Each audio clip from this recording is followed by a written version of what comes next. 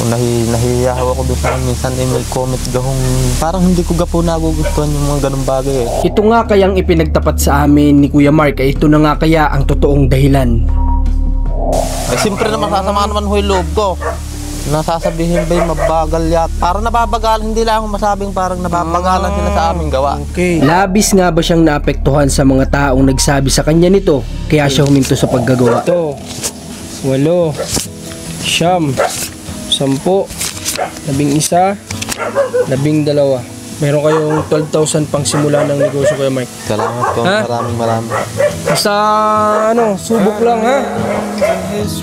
Makalipas nga ang halos 4 na beses na pagsubok natin na makausap si Kuya Mike sa kanilang tahanan ay hindi natin siya nadadatnan. Kaya ngayong araw ay susubok kaming muli na madatnan siya doon at makausap. Pero bago ang lahat, hindi pa nga pala kami nag-uumagahan ng mga oras na to. Kaya't kami ay minabuti namin na bumili muna ng aming mailalaman sa aming mga tiyan.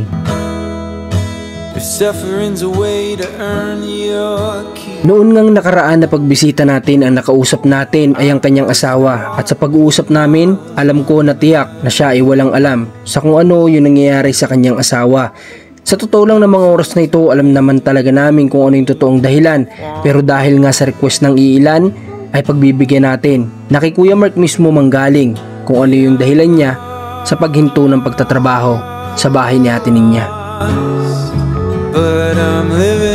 Guys, welcome back sa channel natin. At ayun, ngayong araw nga pala ay yung iba nating kababayan ay nakakaranas ngayon ng bagyo. Dito naman sa Batangas at saka sa Quezon Province ay hindi naman ganoon kalakas yung naging bagyo. Pero balita ko sa Bicol talagang malakas daw yung naging bagyo. Kaya sana safe naman kayo dyan. At ngayong araw kasama ko si Mac at si JM. Si JM nagbalik na kahapon, sinundo namin at may vlog kami dyan. At ayun, nandito kami ngayon kala Kuya Mark para makausap natin si Kuya Mark. Kasi pang-4 na balik ko na yata to dito ay hindi pa natin nakakausap si Kuya Mark, diba? Kaya sana ngayong araw nandiyan siya. At meron tayo din syempreng sorpresa para sa kanila.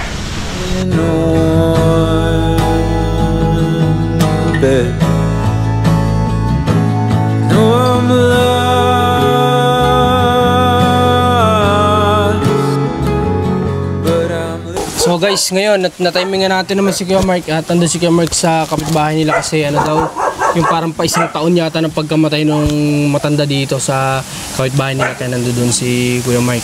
Kamusta po muna Kuya Mark? Ayos naman mo. Buti na lang ngayon, natsyempohan ka naman namin. Sabi ko nga, pang-4 na balik ko na to, baka di pa rin kita matsyempohan. Noong nakaraan, galing ka doon ospital, bakit? Nagbantay po ako dun sa akin, parang lolo ko na po, sa Mergratic. Mediatrix po sa Lipa. Taga saan yan? Dito lang po sa may kanto na tabing silangan lang po. Ano yun, pinagbantay ka doon para, ano, halimbawa, naisip ko lang, ano yun, parang uupahan ka para bang bantay? O hindi nagkusang loob ka na magbantay? Kusa naman, hindi naman po kusang loob, inusap lang po. Nakiusap sa iyo? Wala po siyang mausap na magbantay. Bali, naka-4 na araw po ko ba? Oo nga, 4 na araw daw. Sabi ni ate kasi nung pagpunta ko ulit dito nung nakaraan, tinatanong ko kung nandito ka na. May video kami nun ni Mac pero hindi ko na-upload. Na pumunta kami dito, sabi ko, check natin. Pero wala pa rin nga, kaya umalis na lang din kami ni Mac. Andi dito nun yung mga bata. Linggo yata yun. O, dumating kaya Lunes. Papa. Dito, di ba? Papa. O, Lunes. Okay. Kuya Mark, bago ang lahat, bago tayo gusto ko muna ikaw tanungin syempre, ano bang naging problema nyo? Bakit hindi ka na nagdiretso ng paggagawa? Nahihiya ako doon sa minsan may comment gahong parang hindi ko gapo nagugustuhan yung mga ganung bagay eh. Comment sa iyo ng kamag-anakan? Hindi po. Comment saan? Na para bagahong nababagalan sila doon sa aming gawa, ayaw ko doon. Kahit pa ho sila nagko-comment na ni kamag-anak ko, kaano na wala ho akong ano doon. Doon ho ako nahihiyamot po sa ganun eh. Kaya pati ako nahihiya ho sa inyo. Okay. Kaya tuloy ako nahihiya. Sino ba ang nagko-comment sa iyo niyan? Hindi ko po alam sana eh. Yung asawa ko na po minsan na nagbabanggit na bakit gayong gano'n. Nababasa sa comment section? Opo. Ay siyempre naman sasama naman ho yung loob ko. Nasasabihin ba yung mabagal yat? Parang nababagal, hindi lang ako masabing parang nababagalan sila sa aming gawa. Okay. So, ganito yun Kuya Mark, yung kasing paggagawa naman ninyo, kumbaga nauunawaan naman namin kasi dadalawa kayo nagtatrabaho. Di ba? Opo. Kaya nga sabi ko din dun sa vlog ko, iba rin kapag ka nandun si Kuya Aris kasi tatlo kayong gumagawa. Kaiba, malaking bagay Diba? po. Pero ikaw naman Kuya Mark, di ba? Talaga namang syempre, ano ba naman si Kuya Aris, di ba siya ay isang foreman ba siya? Parang gano'n na nga po. Foreman tapos kayo po ay mason. O di syempre talagang may pagkakaiba yun, di ba? Sabi ko nga hindi naman yun pagkukumpara sa magkapatid. Pero wala ka naman iniisip na gano'n, na kumpara-kumpara. Diba? Wala naman. Wala po. So ano lang, kumbaga, yung ibang tao lang kasi nag-iisip ng comparison na para sa akin talaga, sabi ko nga, hindi naman naiisipan ni Kuya Mark yun, alam ko na hindi mo naiisip yun. So tama ako, hindi mo naman naiisipan yun. Walang comparison kasi alam naman ni Kuya Mark na, syempre, ano yung kapatid niya foreman, tapos siya ay mason. May pagkakaiba talaga yun sa trabaho, di ba? So, ang naging rason mo din ay parang nahiya ka. Ay, gano'n na nga po, kuya. Kanino ka ba nahiya? Sa inyo po. Bakit naman? Ba't ka naman nahiya sa amin? Siyempre po, hindi ko nakakagawa doon. Okay, so nung una, may mga nagsasabi talaga sa akin na parang matatagalan daw yung paggagawa. So para sa akin naman, ang sagot ko naman dun ay dadalawa kasi kayong gumagawa, di ba? So sabi ko kasi dadalawa kasi kayong gumagawa, kumbaga. So yung iba naman, kumbaga siguro ang ano lang din nila ay mapabilis yung paggagawa, di ba? Yung pagtatrabaho, yung pagbuo ng bahay. Okay, so bakit nasasabi naman ni ate niya na may hindi kayo pagkakaunawaan? Wala po. Hindi naman ho kami nag-aaway. Di ibig sabihin natin niya siya lang nag-iisip nun. Hindi naman ho kami nag-aaway. Oo, ibig sabihin wala sa'yo, wala namang problema. Wala naman po. Alam mo ba kasi yung kapatid mong... Ako naunawaan ko naman ho siya. Alam mo ba yung kapatid mong iniisip niya, may galit ka sa kanya, kaya di ka pumunta doon? Wala po akong galit sa kanya. Okay. Nahiya lang ho talaga ako doon sa paggagawa mo. Kaya pala hindi ka na bumalik, kaya pala sabi mo daw yata pag natapos yung loob, ay hindi ka na magtatrabaho. Oo, sabi ko sabi ko po kay ate, tatapusin ko lahat ng flooring na ito. Humanap kung kayo, di kayo nang humanap ng gagawang mabilis. Pero dalwalaan din ang gagawa na. Pero sa totoo, wala kang naririnig sa mga kamag-anakan na comment sa'yo? Wala naman po. Wala naman? Oo. Wala naman sila sa yung nasasabi? Wala naman po. Okay, di malinaw tayo para din hindi nag-iisip yung mga kamag-anak mo, no? Papa. Kasi baka mamaya iniisip nila sa sarili nila, naku baka tayo yung dahilan. Kaya hindi pumupunta dito si Mark. So walang ganon, ha? Wala ba? Okay, so clear. Pati yung haka-haka nila kay Ate Lindy, walang problema yon. Ano? Wala po. Kasi sabi nila naman, baka naman daw naiinis ka na si Ate Lindy pumupunta-punta doon. Hindi po. Okay, para walang alitan sa pamilya, guys. Para sa amin mas okay nang sa amin ka magtampo, wag lang sa kamag-anak mo, no? Kasi kayo ay magkakamag-anak kayo ay, mas mainam na sa magkakamag-anak ay nagtutulungan. Walang nagkakasamaan ng loob. Kami, di nyo naman kami kano-ano. Kahit pa kung talagang may kayo sa amin sa mga loob, walang problema sa amin yun. Kasi pwedeng pag-usapan yun. Pero yung sa inyo magkakamag-anak, mas gusto namin na kayo ay ayos. Kaya din nandito kami, kaya para ayusin namin yun. Okay. So baka yan ay nami-misinterpret lang din kasi ng mga viewers natin. Siguro yung pagsasalita ko na kapag yun nga, akala nila ang ibig ko sabihin ay mabagal ka at si Kuya Aris mabilis. Diba? May comment din pong ganoon. Kasi sinasabi ko dun sa vlog na kapag ka nandoon ako ng ang laki ng karagdagan. Kasi nga tatlo kayo nagtatrabaho ay, di ba? Ang pinupoint ko kasi dun, mas mabilis kapag nandito si Kuya Aris kasi tatlo kayo nagtatrabaho. Di ba? Ang akala naman nila, pinupuri ko si Kuya Aris at ikaw ay parang ibig sabihin ay mabagal ng trabaho. Ganun nga po yung isip nung iba Tapos ikaw naman apektuhan ka sa sinasabi sa comment section. Kahit naman po sino, siyempre mahihiya ka. Okay. So at least ngayon alam na namin, guys. Pero Kuya Mark, ito ha. Nandito ako kung sakali man na baka iba din yung pagkakaintindi ninyo o sa ng iba na sa sinasabi ko. Wala akong comparison, ha? Parehas kayong kumbaga ay maayos, mabuting tao para sa amin. Kayo kagaya mo, sinakripisyo mo yung trabaho mo. 'Di ba? Para lang kay Ate Ninya masamahan sa mission. May pagtanggol mo yung kapatid mo. Tapos inantay mo talaga na mga pagtrabaho ko doon sa bahay nila. So kami, kung ano man, kung may masabi man kami o may iba kayong hindi pagkakaunawa, humingi kami ng paumanhin, ha? Opo. Kung sakali man kayo ay baka mamaya may tampo kayo sa amin. Pero sa amin, okay lang yun. Wala po. Wala naman. Wala naman po. Okay, sa ano lang talaga, sa comment section lang talaga, ano? Opo. May mga iba kasi ay advance masyado yung kino-comment kahit hindi naman yun yung ibig sabihin natin, advance masyado yung comment nila. Nanguhusga na agad. Nanguhusga na agad. Wala tayong magawa. Ano kasi nila yan opinion nila yan di ba? Yun nga lang kapag hindi sanay, yung sinasabi ko, kapag di sanay, maapektuhan talaga. Di ba? Okay lang yun, at least Kuya Mark, ginawa mo naman yung best mo doon sa bahay natin. Di ba? Okay, mahalaga, ginawa mo yung best mo. So, dito kami ngayon para kamustahin yung nakausap niyo ba yung may-ari? Hindi pa po. Hindi pa? Hindi pa. Naulit nga po sana na ito daw nga ibalak nyo daw pong ipakuhan. Sabi ko, iyaan mo na lang. Sa mabayadan po namin, abot daw po ito nung recraft ng Lawaye. Ngayon, hindi po namin ang muso ang hindi iisadluhan ng hindi na daw po yung ibinibinta. Ang ibig sabihin pala nito, Kuya Mike, itong bahay ninyo, kung ano lang ito talagang binabayaran niyo lupa, dito lang talaga. Hindi na siya pwedeng ilipat kung saan dyan. Iba na po yung may-ari nito po.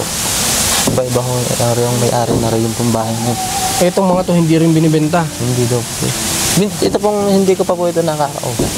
Yung may-ari po na rin, ayun ang luto niya, yung papalaga. Buhat po doon sa miniyog niya. So ito daw ay hindi binibenta, wala silang binibenta dyan. So ibig sabihin sa madaling salita, wala kayong chance na makalipat. Ito yung problema natin. Paano plano natin? Kasi kami at ng sponsor, willing kaming tulungan kayo na magkaroon kayo ng maayos na matitirhan. Anong pwede natin gawin kaya, Kuya Mark, kung ganun? Wala ka pa kayong idea ng asawa mo? Wala pa kayong napag-uusapan? Wala pa po. Ito rin yung iniisip ko. Sabi ko sana, ito yung pinagpipray ko na sana mapayagan kayo. Pero yung pala nakausap niyo na ba o ano lang, sinabi lang? Sinabi lang po. Pero siya mismo hindi pa nakausap? Hindi pa po. Try nyo din. Nakausapin mismo yung may-ari. Kasi baka sinabi lang naman sa inyo ng ibang tao na hindi yan binibenta ganito ganyan. Siguraduhin nyo rin. Ha? At kami nandito kami, nakahanda kami Kuya Mark na mapaayos din tong tahanan mo. Kasi ang unang-una kong iniisip kami, may mga anak ka kasing babae. Nakita ko yung sitwasyon mo nung pinapasok mo ako na wala kayong kwarto. Wala po. Pagpasok ko na ano na yun. Siyempre magdadalaga at magbibinata ang mga anak mo.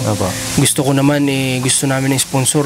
Dadating yung time na yun na kayo ay kumbaga may privacy bawat anak mo. Di ba? Nasaan na ba ang ginagawang kalsada dito? Malayo-layo pa naman po. Pero talagang darating yung time na abutin to. Dala po ito lahat. Kawawa naman kayo. Paano yung pinaguhulugan ninyo? Kaya nga po. Di parang matatapon lang yan. Sana guys, meron ditong iba pa na pwede silang mapwestuhan. No? Para nang sa ganun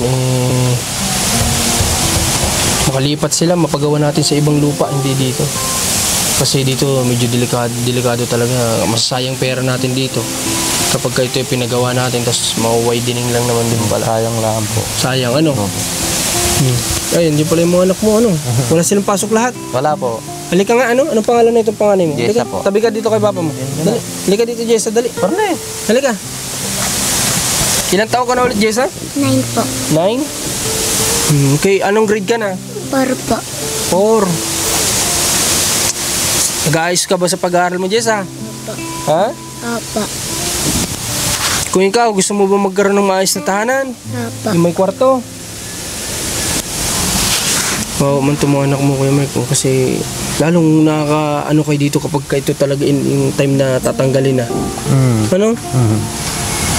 Kapag dumating na yung point na sasabihan na kayong yung widening na to, yung bang mag-widening, wala ba silang ibibigay na paglilipatan? Wala daw po yung sa gobyerno daw po ito Ay, grabe. Bakit yung pinagbili kung sa gobyerno? Hindi ko na kung ano yung uungkatin niya. Okay, mahabang usap yan. Oo nga. Kasi mahirap kapag kausapang lupa, no?